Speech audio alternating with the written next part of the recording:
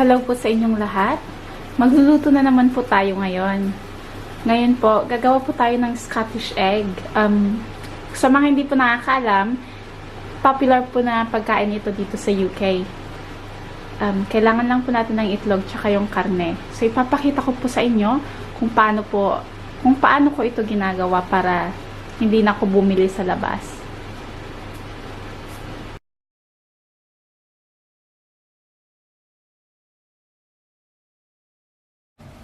So, ito po yung pork at saka yung karne natin. Ihahalo lang po natin itong mga ricado natin.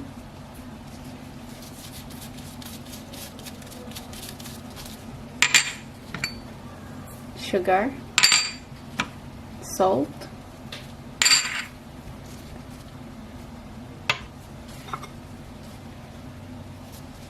Parsley.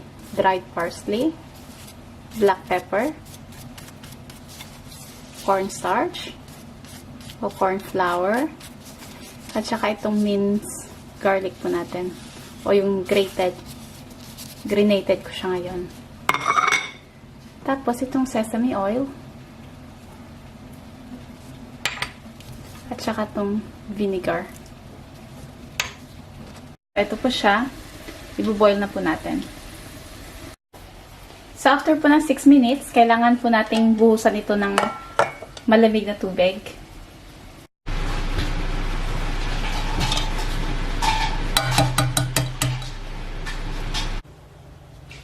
So, maglagay lang po tayo ng cling film dito.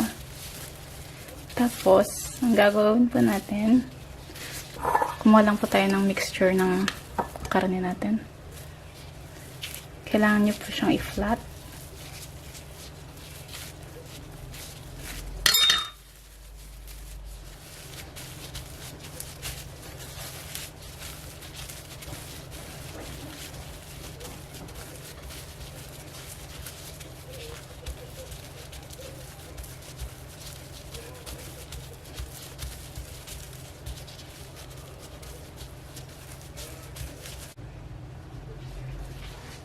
Pagkatapos nyo pong na-coat yung itlog sa flour, coat na po natin yung karne.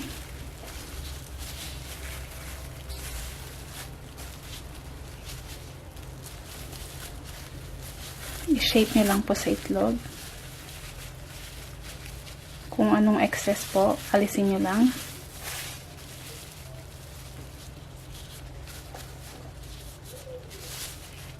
Kailangan pong na-cover natin lahat yung itlog.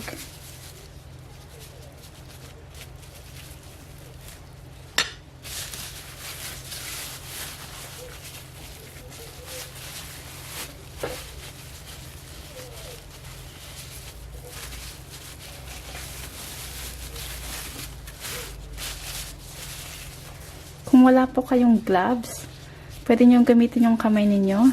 Pero kailangan pong basain nyo yung kamay nyo para hindi dumikit yung karne.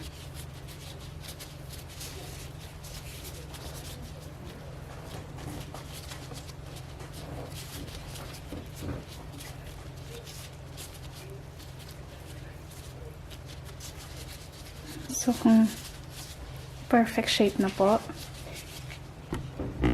sausaw natin doon sa flour. I-coat nyo lang. Pagkatapos, pampagin nyo lang ng konti. Tapos, sa egg.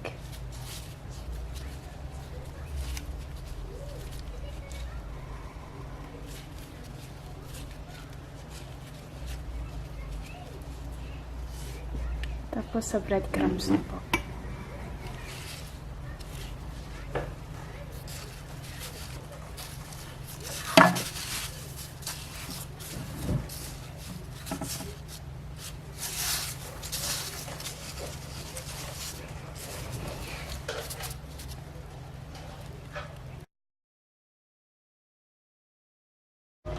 So, magpapakulo na po tayo ng mantika natin.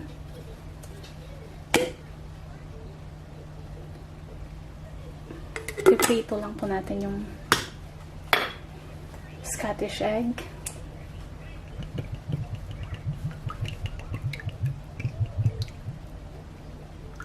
Maganda po siya pag deep frying.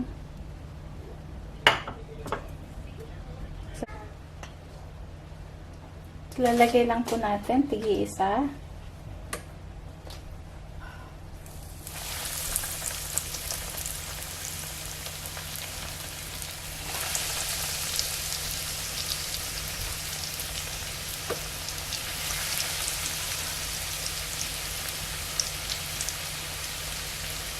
Tapos hintayin niyo lang po siya maging golden brown.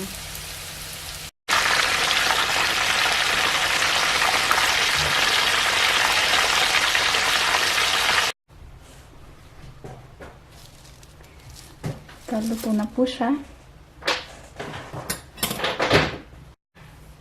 Okay. Hiwain na po natin sa gitna.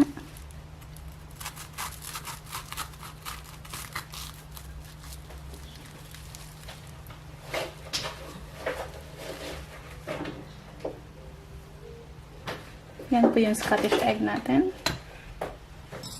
Nakita ko lang sa inyo close up. Meron lang po akong salad cream dito para sa vegetable natin. So, titikman ko lang po siya.